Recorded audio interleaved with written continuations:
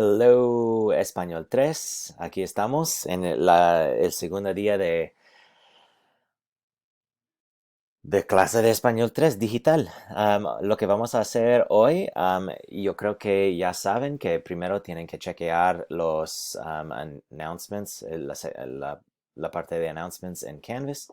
Lo que vamos a hacer hoy es repasar y aprender y practicar más cosas del subjuntivo. Entonces, antes de hacer cualquier cosa, siempre tienes que hacer un warm-up. Entonces, si no has hecho el warm-up, hazlo ahora mismo. Warm-up 324.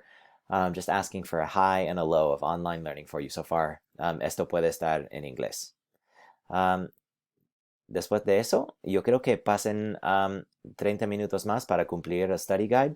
Eso debe ser todo que necesitas porque ya comenzaron con el study guide el otro día. Entonces, el study guide, si no comenzaron el viernes pasado, es eso, guía de estudio, capítulo 4. Va a ser en assignments and then under homework classwork. Después de eso, yo quiero que tomen ese survey para decidir si vamos a reunirnos durante el tiempo normal, de 1:30 de la tarde, o si debemos reunirnos a las 11:15 directamente después de la cuarta hora, fourth period. Después de eso, ustedes pueden seguir este video y haciendo más prácticas, porque siempre en clase hacemos prácticas y prácticas y prácticas. Um, entonces quiero dar oportunidad de practicar más esas cosas. No voy a poner marcas o calificarlas. Eso es solo para practicar, pero debes practicar porque este viernes vamos a tener un examen sobre todo esto. Al final de la clase vamos a repasar el study guide a las 2:30 y tengo un enlace a mi clase de Zoom y también en the sidebar de Español 3 también pueden encontrar Seal's Zoom Meeting y eso te llevará a un enlace que puedes seguir para entrar a mi clase de Zoom. If you don't already have the Zoom app installed, it might be a good idea to have that installed because then that link will probably force you to download the app. So if you don't have it downloaded yet, make that happen so that you don't miss the beginning of our meeting. Also, for those who had trouble logging on or with like microphone issues, I'll still be able to record things in Zoom. So for the people who do miss, I should be able to record it and share it with you if you ask for it. I won't assume that you want it if you ditch. All right. ¿Listas para practicar? The way that we're going to do these practice activities is I will give you time at first to practice these things. So what you should do is maybe pause right now and try to answer these 4 questions. Actually, I guess it's 8 because it's 2 for each little section. And then after you've paused, and if there's anything that you can't do or you're not exactly sure how to do, then go ahead and continue watching. Then you can compare your answers to the answers that I have. So the first one, answer using a cláusula adverbial. In case you don't remember what cláusulas adverbiales are Dad's PC, which is de modo que, de manera que. Wow, I can't even remember all these. Para que, con tal de que, sin que, a menos que. They're like the negotiating terms. So, en un momento de necesidad. So, in a moment of necessity, ¿copiarías el examen de otra persona? Now, this word copiarías, what tense is it in? We notice that the first half of the word is just the infinitive verb, which is copiar, to copy. And then we throw an ias on the end. So we know that copiarías is... I'm giving you time like this is Sesame Street. Copiarías is a conditional verb. And so we start with our main clause. Let's say that yes, we would copy because we're nefarious creatures. Sí. Copiaría. Yes, I would copy el examen.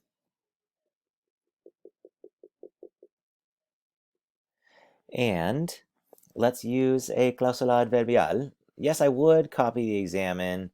Let's say provided that Aiden is sitting next to me. So, sí, copiaría el examen con tal de que.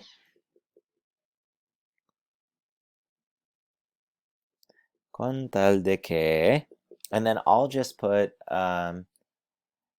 estar, and then we'll conjugate this in a second. Estar Aiden a mi lado. Right? Because if Aiden's sitting next to me, then that's the test I want to copy. So, sí, copiaría con tal de que está Aiden a mi lado. Now, since this is the conditional, what kind of subjunctive does the conditional beg? Think about it. If it's future or present, it begs the present subjunctive, but it's not. It's conditional or past, so it's going to beg the past subjunctive. And we form the past subjunctive by starting with the third person predicate plural of estar, which is estuviera. Oh, sorry, estuvieron. And then what do we do that own? We drop it like it's hot. And then we put our past subjunctive ending. Estuviera Aiden a mi lado. Sí, copiaría el examen con tal de que estuviera Aiden a mi lado. Número 1b. ¿Terminarás el examen de APUSH? So this verb right here, terminarás, this is similar to the past one, but it's not the last one, but it's not exactly the same because it's not ias, it's terminarás. So we have this thing just thrown onto the end, and it's not going to be conditional, but this one is future. So let's start with our main clause. Terminaré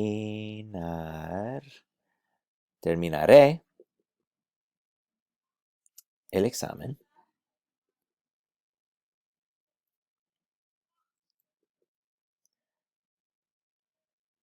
And this one will say, I'll finish the exam. I will finish the exam so that I pass the class. Let's do that. Para que. And then pasar is the verb. We'll come back to this because we'll subjunctive it together. Para que pasar la clase. Oops. Now, pasar, since it is future tense, what type of subjunctive is this going to beg? It is going to beg the present subjunctive. And if it begs the present subjunctive, then we know how to do this. We start with the yo form in the present, which is paso. And then we take that o and we drop it like it's hot.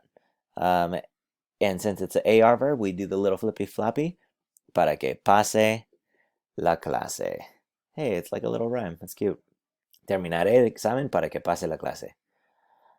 All right, número dos. Answer using una conjunción de tiempo, a time conjunction. Now, time conjunctions, remember, beg the subjunctive only when talking about the future. So, time conjunctions was our acronym CDEF, which is cuando, después de que, en cuanto, antes de que, tan pronto como, and hasta que. So, ¿qué harás tan pronto como llegues a la casa? Are we sure that I'm going to arrive at the house? I'm not sure. And so we have to use the subjunctive in the dependent clause. So what am I going to do when I get to the house? I'm going to eat a sandwich, of course. So yo comeré. I will eat a sandwich. Tan pronto como.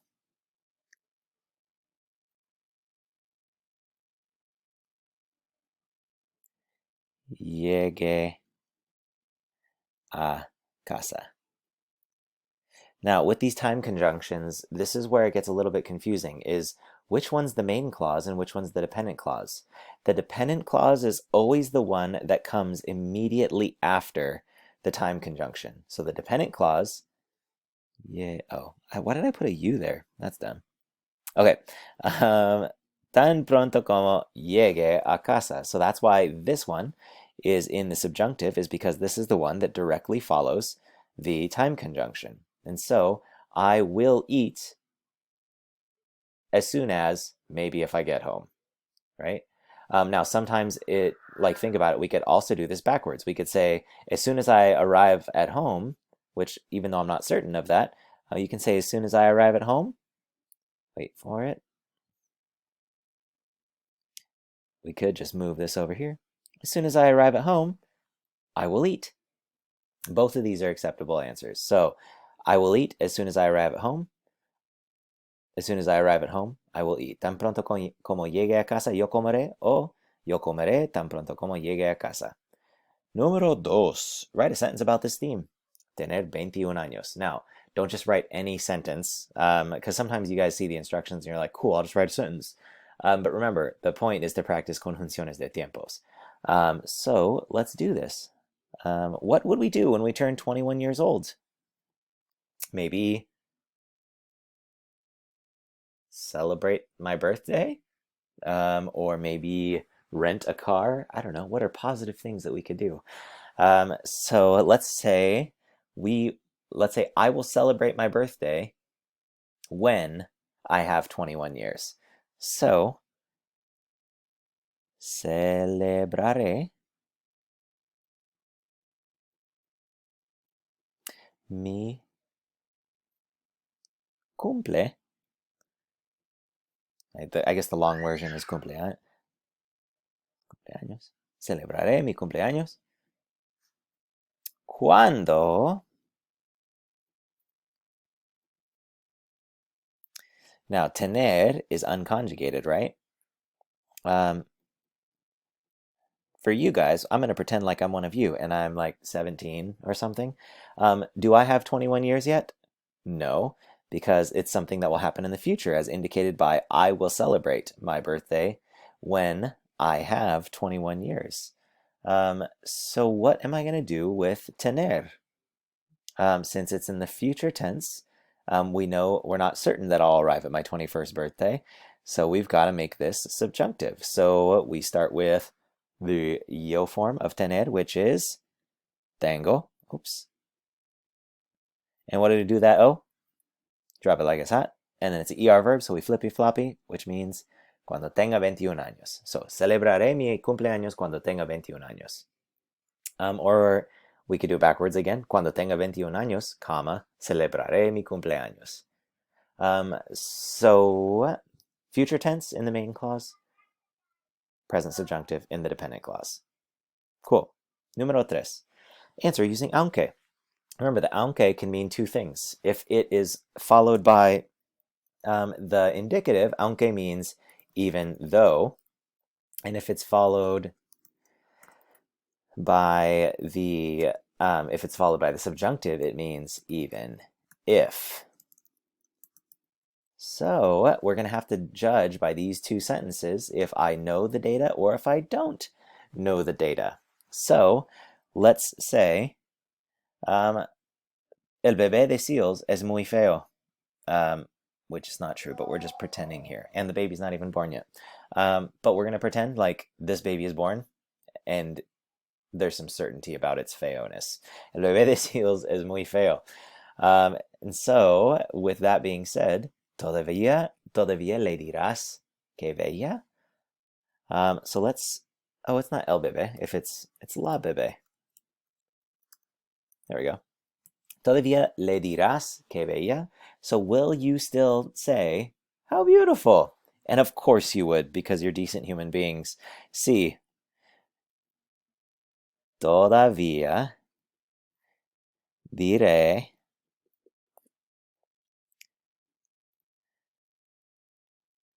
que bella. Aunque. Now here's the trick. Do we know it's ugly?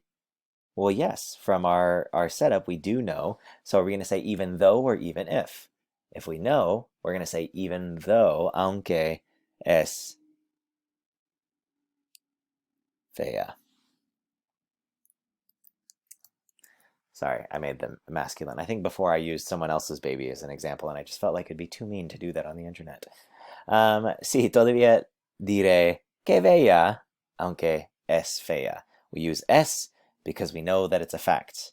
However, in the next example, es posible que tengas tarea este fin de semana. So it's possible that you have homework this weekend. ¿Todavía estarás en la fiesta? Will you still be at the fiesta? And let's say, yeah, I'm still going to go to this party, even though COVID-19 says I can't. Sí, todavía estaré en la fiesta. Now, at this point, do we know if there is homework? Judging by our setup, it's possible that you have homework, so we don't know for certain. So, aunque tenga tarea. Because since we don't know, we would be like, okay, yeah, I would still be at the party even if I have homework. We use the subjunctive tenga to indicate we're not certain if it's the case. So even if I have homework, I'll be at that party. All right, number 4. Answer using ojalá, tal vez, o quizás. ¿Se casará Timmy? Will Timmy get married? And of course, and we hope, let's say that we wish for Timmy to get married, or I wish for Timmy to get married. And so we'd start with ojalá que Timmy gets himself married. Se. Now, can we use casará? Well, if we're hoping for it, or if we're wishing for it, it's not certain, right? So we can't use the indicative, the future tense. So se, and then casar is the verb. Timmy. So what are we going to do with casar? It's something that we're hoping will happen in the future, so we're going to use past subjunctive or present subjunctive.